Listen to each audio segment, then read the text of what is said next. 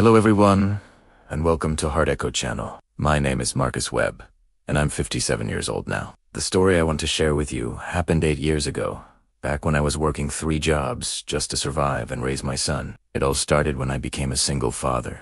My wife, Amy, was taken from us in a car accident. Suddenly, I had to learn everything on my own. I learned how to cook meals my son would actually eat. I learned how to braid hair, which, let me tell you, was a real challenge. Most importantly, I learned how to be strong for my son, Tyler, even when I was completely breaking inside. Money was always tight, and sleep felt like a distant memory, but none of that mattered. My son deserved everything, and I was determined to give it to him. One of my jobs was as a night janitor at Morrison Tower. I'd spend my nights cleaning empty offices for people who probably never even knew I existed. It was a lonely job, but it paid the bills. One evening, there was a big charity gala happening in the building. As I was making my rounds, I saw a little girl sitting all by herself behind a large glass window, away from the main party. She was in a wheelchair and wore this beautiful, shimmering dress.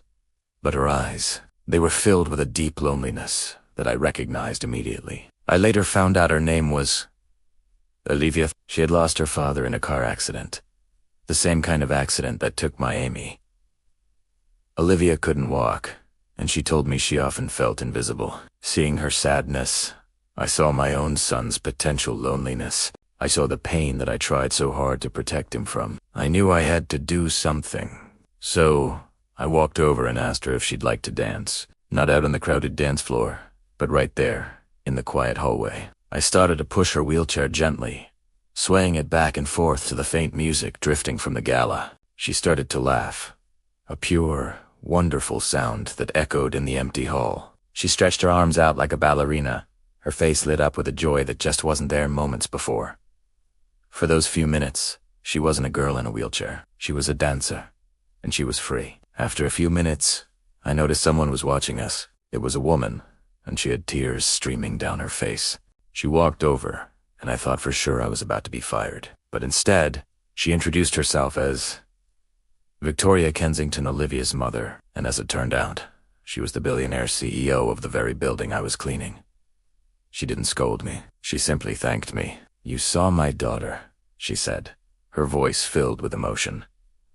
"You truly saw her. That's a rare gift." A week later, Victoria called me into her office. She offered me a full-time management position within her company. She made it very clear it wasn't a handout or charity. She said she was looking for people with character, and that my character mattered more than any title on a resume. That single act of kindness changed everything. For the first time in years, I could finally breathe.